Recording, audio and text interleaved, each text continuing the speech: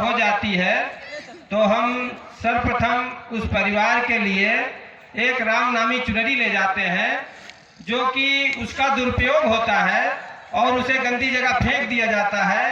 आप आस्था के नाम पर उस परिवार को कफन तो देते हैं, मगर उसका दुरुपयोग होता है और उसे गंदी जगह फेंका जाता है, ना तो जलाया जाता है, ना तो उस मृतक परिवार के सहयोग में कुछ होता है। इसलिए आप सभी से निवेदन है, उस चुनरी को ले जाना बंद करें। उस चुनरी के स्थान पर 10, 20, 50, 100 जो आपके पास स्वेच्छा है मत दीजिए, कोई दिक्कत नहीं, मगर कम से कम चुनरी ले जाना बंद करें।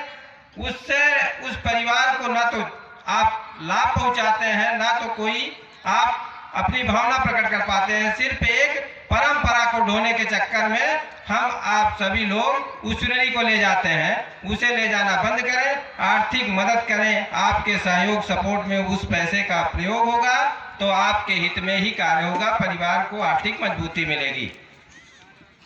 तेरह ही संस्कार जो है संविधान में 1960 से बंद किया गया है, निषेध है, मगर परंपरा के तहत व्यवस्था के लोगों द्वारा इस व्यवस्था को थोपा गया है और निरंतर चली आ रही है। क्योंकि बाप करता है तो बेटा देखता है और बेटा करता है तो उसका बेटा देखता है। इसलिए आज की कही गई बात अगले आने वाले समय के बच्चों के लिए एक परंपरा बन जाती है।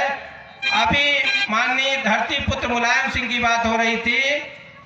माननीय मुलायम सिंह जी कमजोर नहीं थे, ना अखिलेश यादव जी कमजोर थे, मगर पूरे भारत को एक दिन भोजन कराने में सक्षम परिवार मृत्यु भोज नहीं किया। ये कुरीति है, समाज में लोगों को कमजोर करने की व्यवस्था बनाई गई है। इसलिए मृत्यु भोज का बहिष्कार करें, मृत्यु भोज भोजन त्याग करें। अपने बच्चों को उच्च एवं तकनीकी शिक्षा के क्षेत्र में पढ़ाएं, अपने बच्चों के हाथों में हुनर वाली शिक्षा दें, जिससे आपका बच्चा समाज, परिवार और देश का नाम रोशन करे। उसके बाद आपको वो खुशी मिलेगी कि मैंने अपने खून पसीने की कमाई अपने बच्चे को पढ़ाने लिखाने में खर्च किया, तो उसका प्रतिफल आपको मिल रहा है, ये आपको खुशी मिलेगी। समाज में उपस्थित है तो ठीक, नहीं उपस्थित है तो भी ठीक। मैं एक निवेदन और करूंगा, जो अपने समाज में एक परंपरा है नाई विदा करने की, हम वो निवेदन करेंगे कि नाई जो विदा करते हैं, अगर नाई को हम विदा करते हैं मम्मी मानकर, पापा मानकर, दादा, भाई, भाभी, तो ये एक तो उनको गाली दे रहे हैं, दूसरा हम खुद गाली खा रहे हैं। इसलिए विदाई का कार्यक्रम जो है नाई विदा करने वाला, उसे स्थगित करें। उनको ससम्मान जो पद है, जो देना है, पैसा दीजिए, जो उनका मतलब लेन देन करना वो दीजिए, मगर पैर में तेल लगा के और रोने का नाटक करने वाला सिलसिला बंद करें, क्योंकि ये भी एक प्रकार की कुप्रथा है। दहेज लेने वाले और देने वाले का सामाजिक बहिष्कार होना चाहिए, क्योंकि मीडियम वर्ग की गरीब बच्चियों का जो हत्या कर दी जाती है, घुट घुट के जीती हैं, फांसी लगा लेती हैं, तो इन सब चीज़ों से बचना है तो आपको ऐसे परिवार को ढूंढना है, थोड़ा मीडियम होगा, गरीब होगा, मगर समझदार और सुसज्जित तरीके से उस परिवार को ढूंढिए।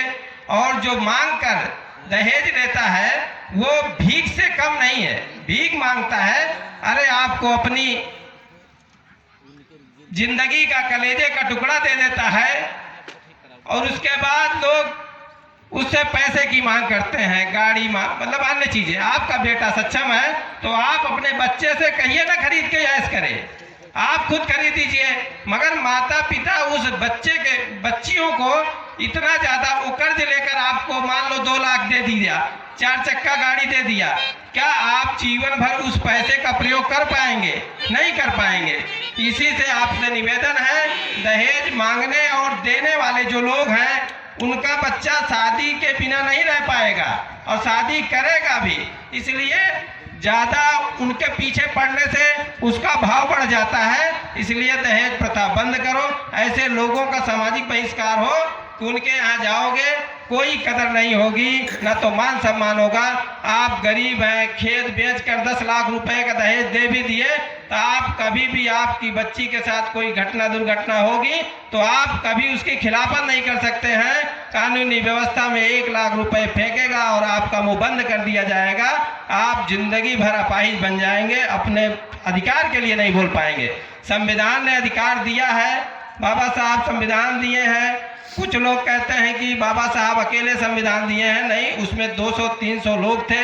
उन लोगों ने, सभी लोगों ने मिलकर संविधान बनाया है और उस संविधान में अधिकार जो मिला है वो किसी एक आदमी से नहीं है, सबके हित में है, सर्व समाज के हित में है। सिर्फ व्यवस्था का संचालन करने वाले लोगों द्वारा उस संविधान का दुरुपयोग करके लोगों का हनन करते हैं। राजनीतिक दिशा में, आर्थिक, सामाजिक, अन्य दिशा में हर जगह उसका दुरुपयोग होता है। इसलिए थोड़ा सा संविधान की दिशा में, आजकल एंड्रॉइड मोबाइल है, उसमें आप अपने मोबाइल से अच्छी चीज़ें ग्रहण कर सकते हैं। मोबाइल ऑनलाइन है, आप मृत्युभोज के बारे में भी सर्च करिए। हाई कोर्ट, सुप्रीम कोर्ट का जवाब क्या है मृत्युभोज पर, 1960 में बंद किया गया है। धन्यवाद। अगर मेरे शब्दों में कोई त्रुटि हो तो क्षमा चाहता हूँ, मगर समाज की ज़रूरत है, दुख है कि इस प्रकार समाज का शोषण किया जा रहा है। पढ़े लिखे लोग भी बोलने के लिए हिम्मत जुटाते हैं, मगर कहते हैं कि परंपरा है, बुजुर्गों ने किया है। तो बुजुर्ग जो किए हैं वो आप नहीं कर सकते हो, जो आप कर रहे हैं आपके बच्चे नहीं कर पाएंगे, क्योंकि बुजुर्गों के पास 10 बच्चे थे, आज एक बच्चे में ही परेशान है, उसी की सेवा करने में परेशान है।